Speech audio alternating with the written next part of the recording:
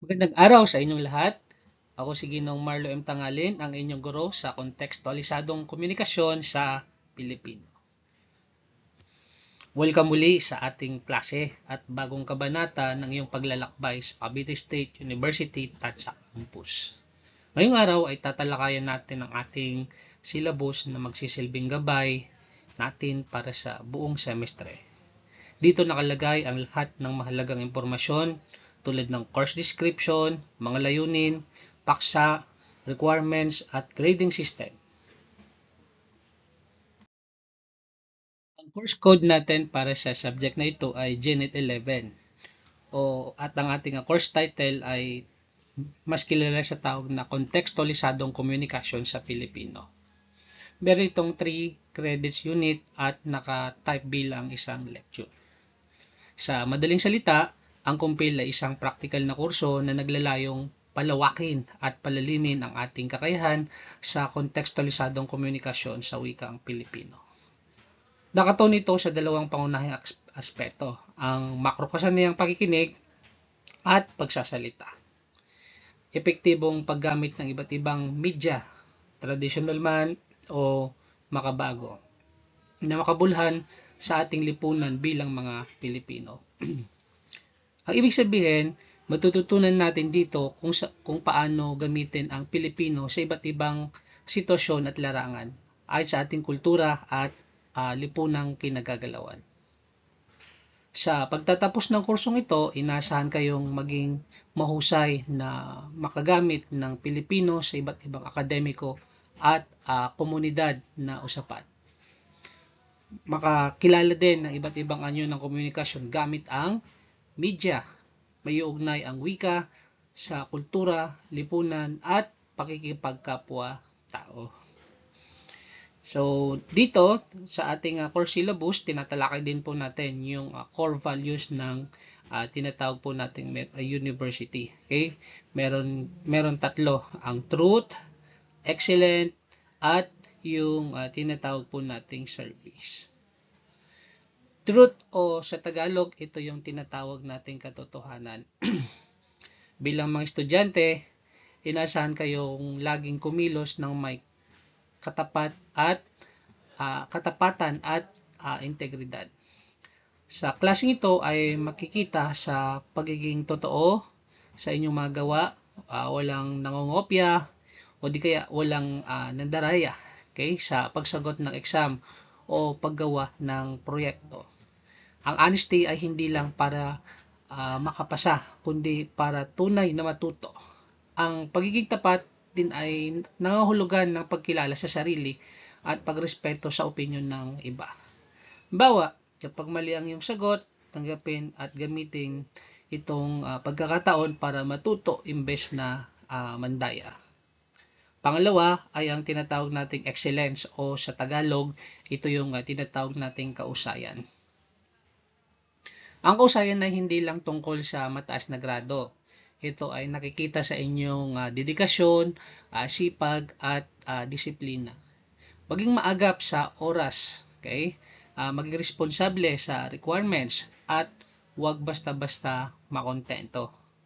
Ang excellence ay nangangahulugan ng pagbibigay ng inyong best effort sa lahat ng gawain, maliit man o malaki.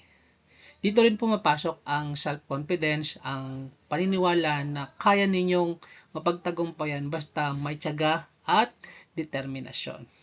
Halimbawa, kapag nagpe-present sa harap ng klase, ipakita ang iyong galing sa pamamagitan ng maayos na pagsasalita, maayos na presentasyon, hindi yung basta matapos lang yung naiatang na proyekto sa inyo. Pangatlo, sa core values ng university ay ang tinatawag po nating service o paglilingkod, na ang tunay na edukasyon ay nakatuon hindi lang sa sarili kundi pati sa kapwa at komunidad. Ang paglilingkod ay makikita sa respeto, pagkikipagkapwa-tao at yung malasakit. Nakikita rin natin na mahalaga ang teamwork at fairness sa klase para matutunan at matutong makinig at makipagtulungan. Kasama rin ang pagmamahal sa kalikasan at suporta sa mga taong sa tinatawag nating makataong adhikain. Bawa, kung may group activity, hindi lang dapat iwan sa isa ang trabaho. Ang bawat miyembro ay may papel na dapat gampanan. So, kaya tandaan natin na ang truth ay nagsisimula sa pagiging totoo at tapat, na ang excellence ay bunga ng sipag at tiwala. Ang service ay pagmamalasakit at pagdamay sa pagdamay natin sa iba. Kung may sasabuhay ninyo ang tatlong values na ito ng ating universidad, di lang kayo isang magiging mahusay na estudyante, magiging mahusay kayong tao at mamayang Pilipino. Sumunod dyan yung pagtalakay natin sa goal of the college or campus. Okay? So, syempre, gusto namin na magkaroon tayo ng mataas na kalidad ng instruction at makapag-produce ng isang morally upright at globally competitive graduate. Okay? Makapag-develop at makapag-pursue ng advanced research sa pamamagitan ng arts, science, and technology para masuportahan ang mga inobasyon sa loob ng classroom. Makapag-develop at makagawa ng extension activities na nakakatulong para mabago ang buhay ng sangkatauhan. Ngayon, dumako naman tayo sa Department of Arts and Science, kung saan kabilang ang kursong ito ang kinukuha nating Genet 11. Ang departamento ay may malinaw na layunin. Okay, una-una, yung magkaroon tayo ng tinatawag na high standards in instruction. Makikita natin na layunin ng departamento na panatilihin ang pinakamataas na antas ng pagtuturo gamit ang makabagong kagamitan, mahusay na guro, at updated na instructional material. Dagdag pa rito ay binibigyan din natin ng isang gender-sensitive instruction upang lahat ay pantay-pantay at may respeto sa klase. Pangalawa is yung tinatawag natin na relevant knowledge. So, ang departamento tinitiyak na ang mga estudyante ay may matibay na pundasyon sa mga basic education courses bilang paghahanda sa mas mataas at may espesyalisasyong programa. At pangatlo is yung tinatawag nating competent graduates. Layunin ng departamento ito na makapag-produce ng mga mag-aaral na may mataas na makapag-produce ng mga mag-aaral na handang maging isang expert sa BSIT, kagaya ninyo, maging licensed psychometricians, kay academicians, researcher, at iba pang kaugnay na profesyon. Siyempre, kabilang din sa adhikain ng departamento na maitaguyod ang research and extension activities. Nakikibahagi ang departamento sa research at community extension upang makatulong sa mga pandaigdigang uso at pangangailangan ng lipunan na nakahanay sa mas malawak na layunin ng universidad. Ngayon naman ay tatalakayin natin ang program outcomes o mga inasahang kakayahan na dapat ninyong makuha matapos ang kursong ito. Ito ay naka-align hindi lamang sa subject kundi pati sa mission, vision at goal ng ating universidad o ng ating pamantasan at ang departamento kung saan tayo nabibilang. Narito yung mga tinatawag nating program outcomes na gustong i-address ng ating universidad. Unang-una ay ang pagpapalaganap ng misyon ng pamantasan. Matapos ang kursong ito, inasahan kayong makapagtaguyod ng layunin ng ating universidad sa pamamagitan ng mga gawaing may gender sensitivity, disiplina, at kakayahang makapagsabayan sa buong mundo. Ibig sabihin, hindi lang basta marunong sa wikang Filipino, kundi may asal at integridad na dala ang bawat graduate ng CVSU. Pangalawa ay ang paglalarawan ng magawaing pangkomunikasyon ng mga Pilipino. Kayo dapat ay makapaglarawan kung paano makipagkomunikasyon ang mga Pilipino sa iba't ibang antas. Kagaya sa pamilya, sa barangay, sa paaralan at maging sa mga malalaking institusyon. Ang halimbawa nito is paano nagkakaiba ang paraan ng pakikipag-usap ng isang guro sa estudyante kumpara sa pakikipag-usap ng isang barangay captain sa kanyang nasasako. Pangatlo sa ating program outcome ay ang pagpapaliwanag ng kahalagahan ng wikang Pilipino. Makikita ninyo kung paano nagiging mabisa ang wikang Pilipino sa kontekstualisadong komunikasyon mula sa komunidad hanggang sa buong bansa. Ibig sabihin, ang Pilipino ay hindi lamang pambansang wika kundi tulay sa pag-unawa at pagkakaisa. Pang-apat, patuloy na mapagkakatiwalaan at makabuluhang sanggunian. Sa pagsasaliksik, kailangan hindi lang matutunan kung paano pumili ng credible at reliable sources na magagamit sa paggawa ng inyong output. Okay? So, hindi lahat ng nakikita sa social media ay totoo. Kaya dapat maging mapanuri sa pagbahagi ng impormasyon. Panglima ay ang pagpapaliwanag ng ugnayan ng wika ay identidad at kaunlaran. Maunawaan ninyo ang mahigit na koneksyon ng papalakas sa wikang pambansa sa pagbibigay ng ating kolektibong identidad bilang isang Pilipino sa pagsulong ng tinatawag nating pambansang kaunlaran.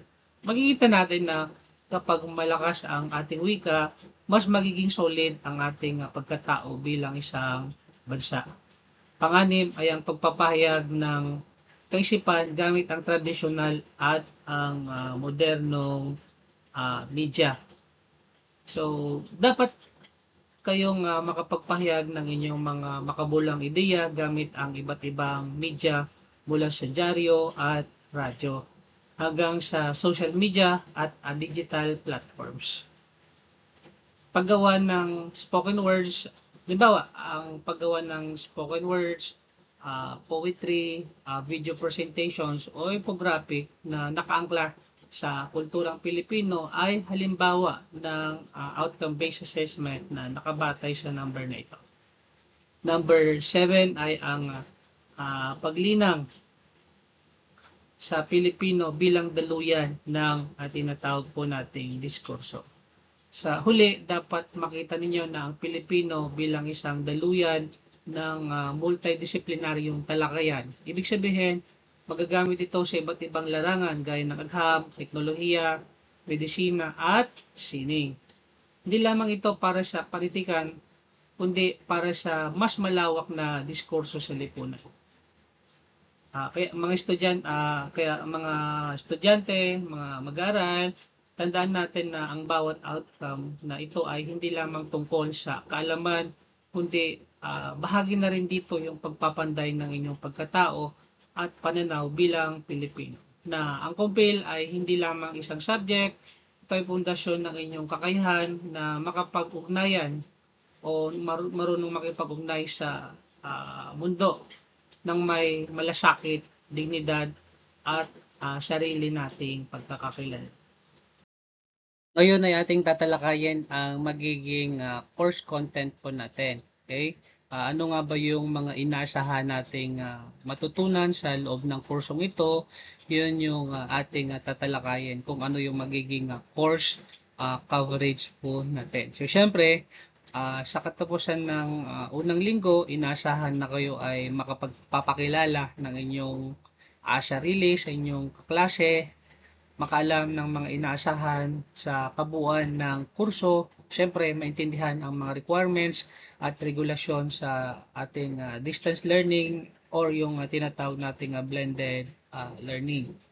Syempre, gusto rin nating malaman at maunawaan ang koneksyon ng kursong ito sa layunin ng tinatawag nating CBSU at magkaroon ng kaalaman tungkol sa gender and development at mga gender issues na may kinalaman sa ating lipunan. Sa pagtalakay ng ating paksa, narito yung mga inaasahang paksa na tatalakayin sa unang linggo. Syempre, una dyan yung pagpapakilala sa sarili, okay? Upang makilala natin ang isa't isa. pagtalakay sa kurso, syempre, titingnan natin ang syllabus, grading system, at mga gawaing dapat isumite.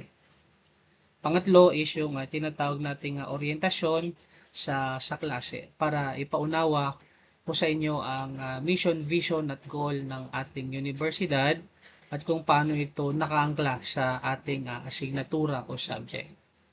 Meron din tayong orientation sa gender and development at yung distance learning. So, kasi ngayon, nasa blended tayo, meron tayong face-to-face at distance learning. So, gusto kong malaman ninyo na sa distance learning, may mga bagay tayong pag-usapan at mga dapat nating gabay at asal para sa ating online class, kahit na rin ang paggamit ng Google Classroom at yung CBSU Integrated Library. Sa linggong ito, tatalakay din natin ang mga paglalatag ng expectation. Tatalakayin natin ang inyong mga inasahan sa klase at mga inasahan ko bilang guro ngayong linggo. Okay? Para sa gawaing pagkatuto, para mas interactive ang ating klase, gagawin natin ang mga sumusunod. So, syempre, sasagot tayo ng form ng pagtanggap at course syllabus. Kailangan ko ding masilip ang inyong COR o yung Certificate of Registrations. Meron akong hiwalay na link na ipapasa sa ating Google Classroom para doon ninyo i-upload yung Certificate of Registration para makita at merong patunay na kayo nga ay naka-enroll sa subject na ito. Kahit na kayo ay pumapasok sa subject na ito pero wala naman kayong nakalagay na o wala naman kayo sa Certificate of Registrations, invalid pa rin ang pagpapasok ninyo sa kursong ito. Okay? Siyempre, sa unang linggo, ito yung pagbubuo natin ng class expectations o yung paglalatag natin ng tinatawag po nating ating mga rules sa loob ng klase. Okay? Panonood din natin ang mahalagang videos tungkol sa CBSU at a glance at yung kanilang gender and development orientations. Sa unang linggo, syempre magkakaroon din tayo ng online pre-assessment. Okay, layunin nito na makita kung ano ang alam ninyo tungkol sa paksa at kung saan tayo dapat makapokus para sa ating pag-aralan. Okay, so always tandaan ninyo na sa linggong ito ay nakalaan para sa pagpapakilala at paglatag ng ating klase. Kaya inasahan ko na ang inyong aktibong partisipasyon lalo na sa pagbuo ng expectations at sa mga orientations. Meron pa ba kayong mga tanong o nais linawin bago tayo magpatuloy para sa ating presentations? Or kung wala man, sa dulo ng presentations na ito, pwede ninyong ilagay sa ating link sa ating Google Chat kung ano nga ba yung mga bagay na hindi malinaw sa ating discussion. Ngayon naman ay pupunta tayo sa susunod na aralin natin para sa kursong ito. So sa pagtatapos ng kursong ito, inasahan na hindi lamang tayo maalam tungkol sa teorya ng komunikasyon, kundi marunong din kayong magpahalaga at gumamit ng wikang Pilipino para sa mas malalim at mas makabuluhang paraan. Narito ang ilan sa mga tiyak na layunin o outcome na dapat ninyong makamit. Okay? So, para sa ating course outcome for lesson 2, may papaliwanag ang kabuluhan ng wikang Pilipino bilang mabisang wika sa kontekstualisadong komunikasyon mula sa lokal na komunidad hanggang sa pambansang antas. Okay? Halimbawa, paano natin ginagamit ang wikang Pilipino paano natin ginagamit ang wikang Pilipino bilang wika ng bayan upang mas lalo nating maunawaan ang bawat isa't isa sa iba't ibang lugar sa Pilipinas. May papaliwanag ang kaugnay ng wika, identidad at ng tinatawag nating kaunlaran. Kapag pinalakas ang wika ng pambansa, pinatitibay din natin ang ating kolektibong identidad bilang Pilipino at ito ay nakakatulong sa pambansang pag-unlad. Sumunod ay magamit ang Pilipino sa tiyak na sitwasyon, komunikasyon. So dito inaasahan na magaling tayong gumamit ng Pilipino sa iba't ibang klase, sa barangay, sa social media, at iba pang konteksto ng lipunan. Sumunod ay ang makapagpahayag ng makabuluhang kaisipan gamit ang tradisyonal at ang modernong media. Dito pwedeng sa pamamagitan ng sanaysay, poster, vlog o di kaya spoken poetry ay magagawa natin ang layunin ito. Siyempre, makahikayat din ng malikhain at uh, makagawa ng presentasyon, impormasyon. So dito, kayo dapat ay makabuo ng presentasyon na malinaw, makabuluhan at tumatalima sa kultura. Sumunod ay mapalalim ang pagpapahalaga sa sariling paaralan na nagpapahayag ng mga Pilipino. So, kayo ay inasang makakita ng halaga ng ating sariling paraan na pag-ipag-usap. Halimbawa, ang paggamit ng po at opo, ang pagkikipagkapwa at ang paggamit ng talinhaga. May isasaalang-alang ang kultura at lipunan sa palitan ng ideya. So, ang komunikasyon ay hindi lamang salita. Dapat laging isaalang-alang ang konteksto, kultura at damdamin ng ating kausap. Okay? Para naman sa coverage ng Lesson 3 ay ang pagtaguyod ng wikang pambansa sa mataas na antas ng edukasyon at lagpas pa. So, yan yung pinaka-coverage po natin. So, mga gawain. So, meron tayong pakikinggang awitin. Okay? Makikinig tayo ng isang tawag ito, panoorin gamit ang YouTube. Okay? Manood din tayo ng dokumentaryong Sulong Silong Pilipino. Ito ay panayam kay Bienvenido Lumbera, isa sa mga tagapagtaguyod ng wikang Pilipino. So sa talakayan, magkakaroon tayo ng pagbubuod ng mga impormasyon mula sa napanood at napakinggan. So inasahang gawain o yung tinatawag nating OBA2 ay ang pagsusulat ng isang pahinang sanaysay tungkol sa pagtaguyod ng wikang pambansa. So may format na 5 talata, bawat talata ay may 4 na pangungusap na may kabuuang puntos na 40 points. Okay? So sa inyong sa part na ito, lagi nating tandaan na ang wika ay hindi lamang medium ng komunikasyon. Ito ay salamin ng ating pagkakakilanlan bilang Pilipino. Kaya sa linggong ito, inaasahan kong ipakita ninyo ang kahalagahan ng Pilipino sa inyong mga gawaing pananaliksik at malikhaing presentasyon. Ngayon ay nasa 3 linggo na tayo ng ating kurso. Ang ating paksa ay nakapokus sa pagpuproseso ng impormasyon para sa komunikasyon. Sa yugtong ito, mahalagang maunawaan ninyo kung paano pumili at gumamit ng tamang batis o impormasyon at kung paano ito iproseso para maging makabuluhan at mapagkakatiwalaan ang gawin nating pananaliksik. Sa linggong ito, narito yung mga inaasahang matutunan. Okay? Una-una, maipaliwanag ninyo ang kabuluhan ng wikang Pilipino bilang mabisang wika sa kontekstualisadong komunikasyon sa iba't ibang antas ng lipunan. Matukoy ninyo ang mga mapagkakatiwalaan, makabuluhan at pakikinabang na sanggunian na maaring magamit bilang batayan sa pananaliksik. Magamit ninyo ang wikang Pilipino sa iba't ibang sitwasyong pangkomunikasyon sa lipunan. Makapagpahayag kayo ng makabuluhang kaisipan gamit ang tradisyonal at modernong media na angkop sa kulturang Pilipino. Kabilang sa mga taksang tatalakayin o yung content ay ang pagpili ng batis, impormasyon, pagbasa at pananaliksik ng impormasyon. Dito matututunan kung paano ihiwalay ang tama at maling impormasyon, paano pumili ng kapanipaniwala at akademikong sources, at kung paano ito gamitin sa tamang paraan. Sa estratehiya, so para sa pagtalakay ng paksa, tayo ay gagamit ng mga halimbawa na ng makapagtiwalaang batis tulad ng aklat, journal at official na website sa ating pag-aaral at makapagbalangkas ng impormasyon.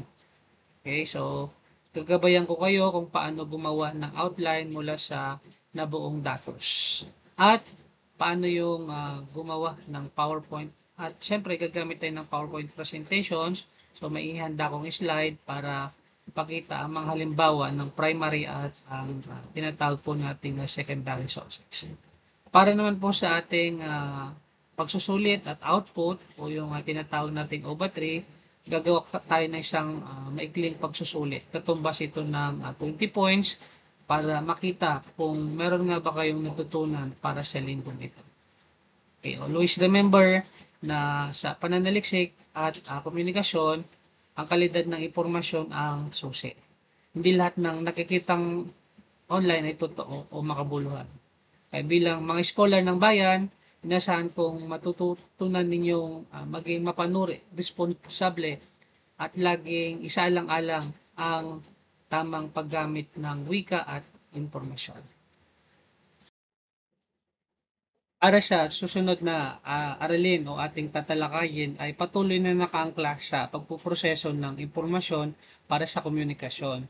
Ngunit sa pagkakataong ito ay tututukan natin ang pagbubuod, pag-uugnay ng impormasyon at pagbuo ng sariling pagsusuri batay sa impormasyon. Para sa inaasahang matutunan o yung tinatawag nating learning outcomes, sa pagtatapos ng linggong ito, inaasahang makagawa kayo ng malikhaing makakagawa kayo ng malikhain at mapanghikayat na presentasyon ng impormasyon at analysis na angkop sa iba't ibang konteksto. Makakagawa kayo ng makabuluhan at mabisang materyales sa komunikasyon ayon sa pangangailangan ng iba't ibang sitwasyon. Mapalalim ang pagpapahalaga ninyo sa sariling paraan ng pagpapahayag ng mga Pilipino lalo na sa akademiko at panlipunang larangan. May isaalang-alang ninyo ang kultura at iba pang aspetong panlipunan sa bawat pagpapalitan ng idea. Okay? Sa paksang talakayan, ating aralin ang pagbubuod at pag-uugnay ng impormasyon at ang pagbuo ng sariling pagsusuri batay sa impormasyon. So dito, makikita o matututunan ninyo kung paano kumuha ng pinakamahalagang detalye mula sa iba't ibang sanggunian. Paano ang pag-uugnay ng mga idea at paano bumuo ng sariling pagsusuri gamit ang Pilipino bilang mabisang daluyan ng komunikasyon. So, sa kabilang bahagi, nandiyan yung para ng pagkatuto o yung tinatawag nating teaching strategies. Okay, so tayo magtatalakay sa paksa. Okay, so magbibigay tayo ng mga halimbawa ng buod mula sa akdang pampanitikan at akademikong teksto. Magbabalangkas ng impormasyon, ito yung pagpapakita kung paano ang mag-link ng mga pangunahing idea gamit ang graphic organizers. Siyempre, meron din tayong PowerPoint presentations o yung visual discussions ng mga steps sa pagbuod at pag-uugnay ng mga impormasyon. Bilang bahagi ng inyong OBA, ay kayo ay bubuo ng graphic organizer gamit ang main idea and detail chart. Bubuo kayo ng organizer na nagpapakita ng sariling pagsusuri batay sa iba't ibang impormasyong na pag-aralan. Katumbas nito ang 30 points na ipapasa sa ikalimang linggo. Ngayon ay lipat tayo sa isang napaka-interesting na paksa. Okay, so ito yung mga gawaing pangkomunikasyon ng mga Pilipino.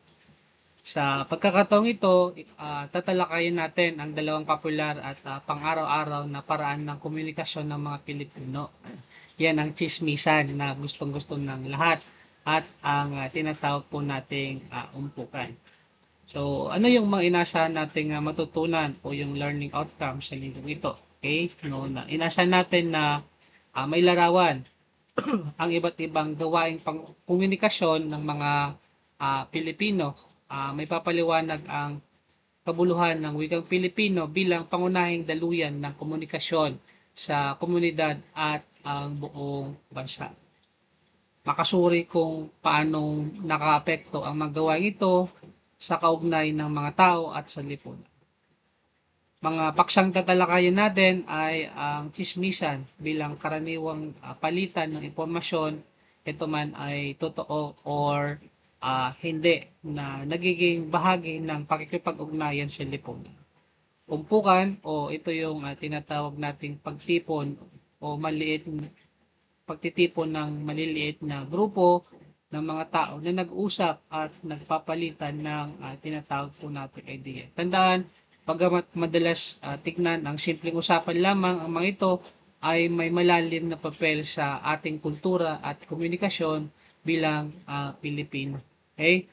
So dito, ang ating paraan ng pagkatuto o yung teaching strategies ay pakikinig ng awit. So, awitin natin ang Pitong Gatang ni Fred Panopio o ng tinatawag nating grupong Asin.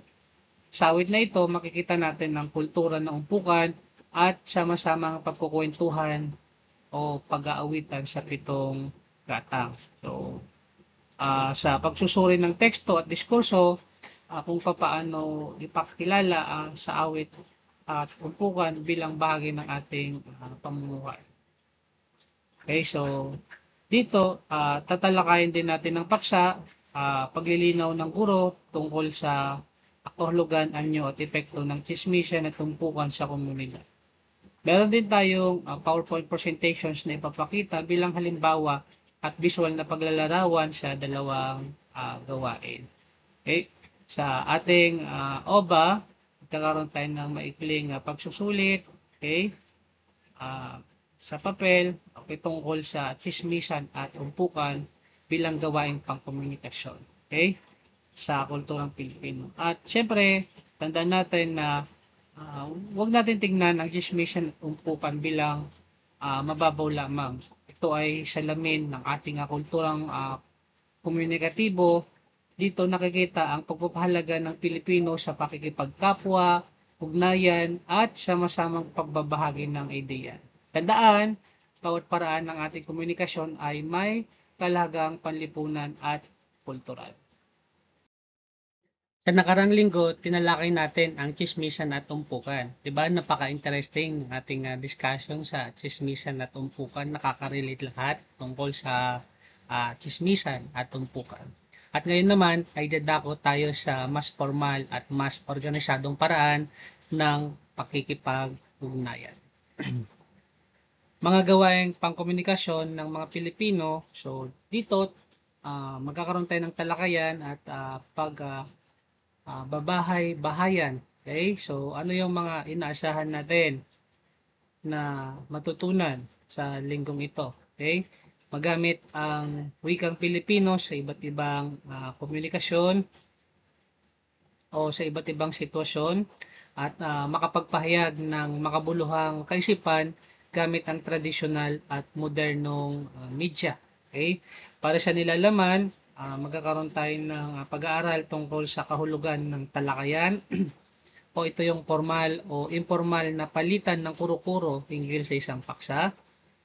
Sumunod ay ang pagbabahay-bahay, paraan ng komunikasyon na karaniwang ginagamit sa pagbibigay ng impormasyon, pagtulong o pag-organisa ng isang komunikasyon. So sa ating paraan ng pagtuturo, tayo ay manonood ng video. Ito ay isang TV patrol report na may pinamagatang pagbabahay-bahayan ng mga community pantry na umarangkada na. Okay?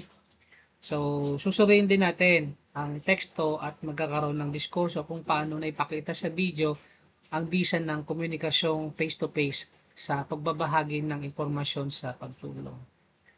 Kasama sa pagtalakay natin sa paksa ay ang paghahambing ng talakayan, okay? Tungkol sa pagbaybahayan, okay? Bilang anyo ng tinatawag po nating komunikasyon. Gamit din tayo ng PowerPoint presentations. Para sa inyong OBA, kayo ay bubuo ng digital infographics tungkol sa 4 na gawaing tinalakay na tsismisan, umpukan, talakayan, pagbabahay-bahayan. Okay? Ito ay katumbas ng performance-based activity na ating gagawin. Okay? Sumunod naman is yung ibang gawain. Okay? Sa lesson 7, dyan sa ating syllabus. Okay? Pag-usapan natin yung mga gawain pangkomunikasyon ng mga Pilipino, kagaya ng pulong bayan, komunikasyon di verbal, at komunikasyon di verbal. So, siyempre, sa inaasahan nating matutunan, tayo ay makagawa ng malikhain at makapanghikayat. Okay?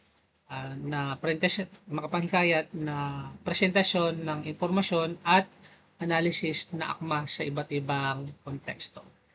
Makagawa ng makabuluhan at mabisang materyales sa komunikasyon na tumutugon sa pangangailangan ng lipunan. Para sa ating nilalaman, pag-aralan natin ang pulong bayan. Ano ba ang pulong bayan?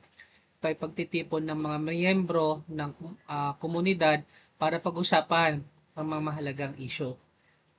Sumunod ay ang komunikasyong di verbal. Ito ay pakikipag-ugnayan gamit ang kumpas, ekspresyon ng mukha at iba pang kilos.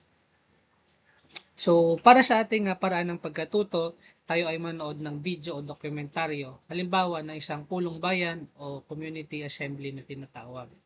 So, dito, magkakaroon tayo ng pagtalakay sa paksa. Ano ba yung papel ng pulong bayan sa paghahanap ng impormasyon at pagbuo ng desisyon? Okay? Siyempre, yung pagbibigay ng halimbawa ng non-verbal cues o kumpas ng mga kamay, pagtango, pagngiti, pagtindig, at iba pa. Okay? Para sa ating pagsusulit, okay, o yung O/7 natin is magkakaroon tayo ng maikling pagsusulit. Ito ay ang pagsusulat ng kaalaman tungkol sa pulong bayan at komunikasyong di verbal. Tandaan natin class na sa ating talakayan, okay, na sa mga gawaing pagkomunikasyon na ito, mula sa talakayan, pagbabahay-bahayan, pulong bayan, hanggang sa verbal na komunikasyon at di-verbal ay nakikita natin ang wika at kultura ay magkakaugnay. Okay? Ang komunikasyon ng mga Pilipino ay hindi lamang nakasentro sa salita kundi sa kilos, ekspresyon at sama-samang pagkilos ng komunidad. Sa ikawalong linggo ng ating pag-aaral, tatalakayin natin ang mahalagang bahagi ng komunikasyon bilang Pilipino, especially ang ekspresyong lokal. Okay? So, para sa inasang matutunan o learning outcome, mapalalim ang pagpapahalaga sa sarili, paraan ng pagpapahayag ng mga Pilipino sa iba't ibang antas at larangan. Paisalang-alang ang kultura at iba pang aspetong panlipunan sa pakikipagpalitang ideya. Okay? Para sa ating nilalaman o yung content, pag-aralan natin yung ekspresyong lokal. Ano ba ang ekspresyong lokal? Ito yung mga kataga o yung idiomatikong nakaulat sa wika, kultura at paniniwala ng rehiyon o ang komunidad. So, ang mga ekspresyong lokal ay hindi lamang wika, kundi salamin ng ating identidad bilang isang Pilipino. Okay? Para sa paraan ng ating pagkatuto, tayo ay magsusuri ng teksto at magkakaroon ng diskurso. Okay? Po ay magbibigay ng halimbawa ng mga lokal na ekspresyon mula sa iba't ibang lalawigan. Siyempre, tatalakayin din natin ang paksa. Okay? Papakita natin ang kahulugan, gamit at implikasyon ng mga ito sa komunikasyon. Okay? Magkaroon din ako ng pagbibigay ng panuto tungkol sa panggit ng pagsusulit. Okay, so sa week 9, magkakaroon tayo ng midterm exam na kung saan meron itong 100 items. Ito ay gaganapin ng face-to-face, okay, para sa ating activities. Okay, so para sa week 10, tayo ay magkakaroon ng pag-aaral naman tungkol sa mga napapanahong isyong lokal at national ng ating bansa. Okay? Kabilang yan sa ating pag-aaral kung ano nga ba yung mga napapanahong issue sa ating lipunan. So, kabilang sa ating tawag nito, tawag to, yung layunin sa pagkatuto ay mailarawan ang mga gawain pangkomunikasyon ng mga Pilipino sa iba't ibang larangan. May paliwanag ang kabuluhan ng wikang Pilipino bilang mabisang wika sa kontekstualisadong komunikasyon sa lipunan. So dito, aralin natin ang napapanahong issue at nasyonal. Halimbawa, ano nga ba yung corruption? Hindi lamang usapin sa politika, kundi nakakaapekto sa lipunan, ekonomiya, at kultura natin ang corruption. Okay? So, nakita nyo naman sa balita ngayon, nagkalat ang mga iba't ibang issue ng flood control projects para sa ating government. Nasaan na yung ating pondo, nasaan na yung pera ng taong bayan. Yan yung mga bagay na tatalakayin natin pagdating sa mga isyong lokal at tinatawag po nating nasyonal. Kaugnay ng paksa ay ang konsepto ng bayani. Okay? Sino ang tunay na bayani sa gitna ng hamon ng tinatawag po nating corruption. So yan yung ating mga bagay na pag-aaralan din. Okay? So susuriin din natin sa ating paraan ng pagkatuto, tayo ay magkaroon ng pagsusuri ng teksto at diskurso, pagbabasa ng balita o artikulo tungkol sa mga kaso ng corruption. Okay? At pagtalakay sa paksa ng komunikasyon na pangunawa upang paglabanan ang isyong ito. Para sa OBA sa linggong ito ay magkakaroon tayo ng maikling pagsusulit, sinasan ang pagsasagawa ng panayam tungkol sa korupsyon at konsepto ng bayan katumbas na may katumbas itong 50 points. Okay? Tanda natin na ang wika at komunikasyon ay mahalagang sandata upang labanan ang katiwalian at itaguyod ang mabuting pamamahala. Sa week 13, harapin natin ang mga issue sa kalikasan at lipunan. Mga problemang hindi lang nakikita sa balita, kundi nararamdaman natin sa araw-araw. Okay? Para sa inasahang matutunan o yung learning outcomes ay makagawa tayo ng malikhain at mapanghikayat na presentasyon ng impormasyon at analysis na akma sa iba't ibang konteksto. Makagawa ng makabuluhan at mabisang materyales sa komunikasyon na tumatalakay sa isyong panlipunan. Sumunod ay mapalalim ang pagpapahayag sa sariling paraan ng pagpapahayag ng mga Pilipino sa iba't ibang at makabalangkas ng gabay etikal kaugnay ng paggamit ng iba't ibang forma ng media. May saalang-alang ang kultura at iba pang aspetong panlipunan na nakikipagpalitang ideya.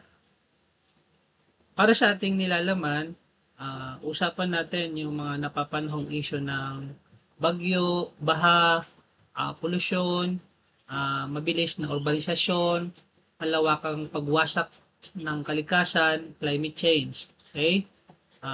Sa mga panlipunan, kabilang dyan yung tinatawag nating kultural, political at linguistikong ekonomiyang dislokasyon o yung tinatawag nating marginalization ng mga lumad, mga pambansang minorya, urban poor, kontraktual na manggagawa, magsasaka, tsuper, driver at tricycle, kabataang manggagawa o out of school youth at mga migrante. Okay, para sa ating mga gawain, tayo ay magkakaroon ng video dokumentaryo sa mga 10 malulupit na bagyo na tumama sa Pilipinas. Okay? And of course, para sa paraan ng ating pagkatuto, tayo ay manonood ng mga dokumentaryo at makikinig ng awit upang makuha ang emosyon at datos mula sa aktwal na karanasan. Kasama rin sa ating gawain ay pagbabalangkas ng nilalaman ng artikulo. Okay? Ilista natin yung mga pangunahing impormasyon, sanhi at epekto. Para sa week 14, sisilipin natin ang pinakamalagang suliraning panlipunan, ang kahirapan at malnutrition. Okay? Kasama na ang isyu ng kawalan ng seguridad sa pagkain. Mga usaping direktang nakakaapekto sa kalusugan, kinabukasan at dignidad ng bawat Pilipino. Para sa inaasahang matutunan o learning outcomes, okay, so pag-aralan natin o tatalakayin natin, na pagkatapos ng talakayan ito, makakagawa ng malikhain at makapanghikayat na presentasyon ng impormasyon at analysis na akma sa iba't ibang konteksto. Makagawa ng makabuluhan at mabisang materyales sa komunikasyon na nakabatay sa isyong panlipunan. Mapalalim ang pagpapahalaga sa sarili ng paraan ng pagpapahayag ng mga Pilipino sa iba't ibang antas at larangan. Makabalangkas ng gabay etikal kaugnay ng paggamit ng iba't ibang forma ng media. May salang-alang ang kultura at iba pang aspetong panlipunan sa pagkikipagpalitan ng ideya. So para sa ating nilalaman o content, aralin natin yung mga iba't ibang isyong may kinalaman tungkol sa kahirapan, okay? Bilang ugat ng problemang panlipunan, kagaya ng malnutrisyon at kalusugan sa wastong pagkain ng pamilya. Kabilang din dito ang pagtalakay natin sa kawalan ng food security sa ating bansa. Okay? Para sa ating estratehiya, magkakaroon tayo ng dokumentaryo. Ito ay kukunin natin sa reporter's notebook. Tirang pagkain sa basurahan, laman tiyan ng mahihirap. Mula yan sa isang dokumentaryo ng GMA Public Affairs. Okay? Para sa ating paraan ng pagkatuto, manonood tayo ng dokumentaryo upang makita ang aktual na kalagayan ng pamilyang nakakaranas ng matinding kahirapan at kakulangan pagdating sa pagkain. Magkakaroon din tayo ng pagtalakay at pagsusuri tungkol sa napanood natin ng mas malalim na konteksto ng ekonomiya natin. Meron din tayong PowerPoint na gagamitin para mailahad ang mga datos at informasyon. Magkakaroon din tayo ng collaborative brainstorming para makita kung paano makatulong ang kabataan sa pagpapakalat ng kamalayan at paghahanap ng solusyon. Para sa ating OBA, in-expect ko na makagawa tayo ng proposal para sa isang webinar o symposium tungkol sa kahirapan at malnutrisyon at seguridad sa pagkain. Okay? So, inasahan ko na meron kayong mabuong proposal. So, always remember, mga estudyante, na ang gutom ay hindi lamang kakulangan ng pagkain, kundi kakulangan ng pagkakataon. Bilang kabataan, ang ating papel ay hindi lamang mag-aral, kundi maging bahagi ng pagbibigay ng solusyon sa pamamagitan ng kamalayan, pakikilahok at malikhaing komunikasyon. Okay, so nasa week 15 na tayo ng pagdidiscuss para sa ating syllabus. Okay, so sa week 15, inasang matutuhan ng mga mag-aral ang mga sumusunod. Okay? May larawan ang mga gawain na may tiyak na sitwasyon tungkol sa pangkomunikasyon, sa forum, lecture, seminar, panonood ng mga video na may tiyak na sitwasyong pangkomunikasyon. Okay?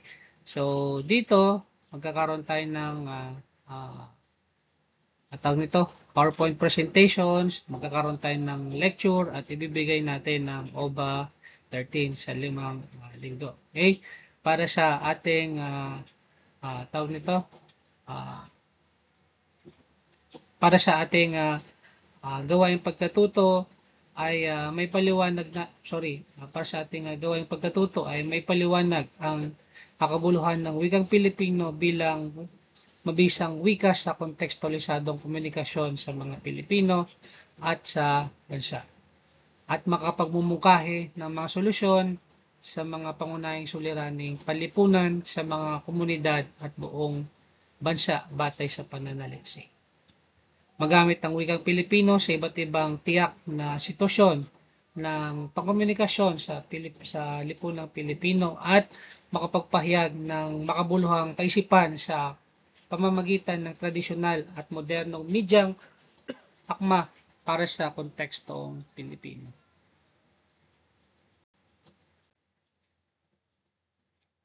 Okay, malapit na. Nasa week 16 na tayo. Okay?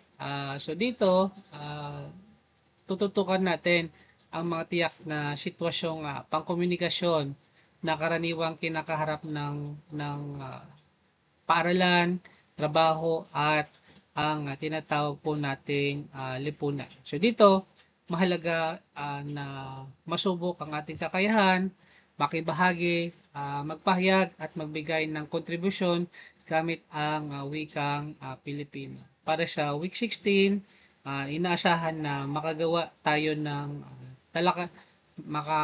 makagawa ng malikhain at mapanghikayat na presentasyon ng impormasyon at analysis na akma sa iba't ibang konteksto.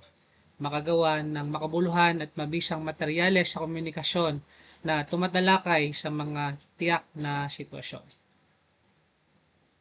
Okay? So, makikita din natin na sa linggong ito, magkakaroon tayo ng tinatawag na round table at small group type of discussion.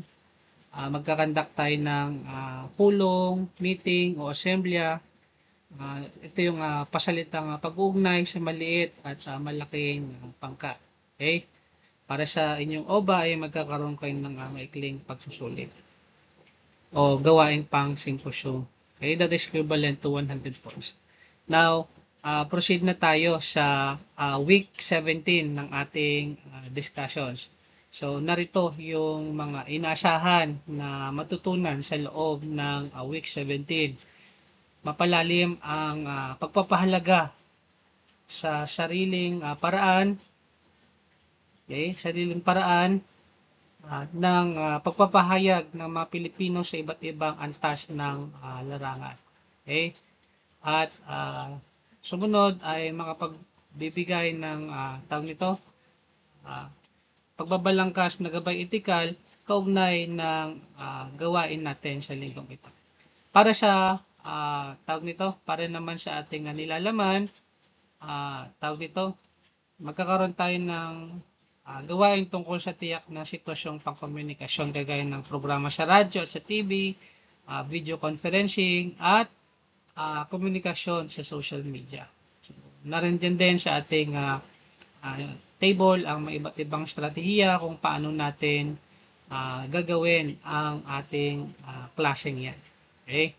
At tandaan natin guys na tayo bilang mga estudyante, ang komunikasyon ay hindi lamang limitado sa silid-aralan. Nasa meeting, webinar, radyo, television, at lalo na sa social media. Kaya mahalaga na alam natin ang angkop na paraan ng pakikilahok at pagpapahayag sa bawat sitwasyon. Tandaan, ang mabisang komunikador ay handa saan man siya ilagay. Okay, para sa week 18, para sa pangwakas na pagsusulit, kayo ay magkakaroon ng symposium tungkol sa mga napapanahong issue para sa ating kapaligiran. Para sa ating course requirement, midterm, final, quizzes, activity, class participations, at class attendance. Para sa ating grading system, midterm and final examinations, OBA test, non-OBA test, okay? Class participation, at attendance. Muli, so yan ang nilalaman ng ating syllabus. Maraming salamat class sa inyong pagkikinig. So, tandaan, sa pagtatapos ng ating presentasyon tungkol sa syllabus ng kursong ito, naway malinaw naming naipakita ang mga layunin, nilalaman at inaasahan na magsisilbing gabay natin sa buong semestre. Ang syllabus ay hindi lamang talaan ng paksa at aktibidad, ito ay kontrata ng pagtutulungan sa pagitan ng guro at ng mag-aaral. Dito nakasaad ang ating mga inaasahan, responsibilidad at higit sa lahat ang direksyong tatahakin upang makamit ang mga layunin ng pagkatuto. Naway magsilbi itong gabay upang maging mas organisado, mas makabuluhan, at makulay ang ating paglalakbay sa asignaturang.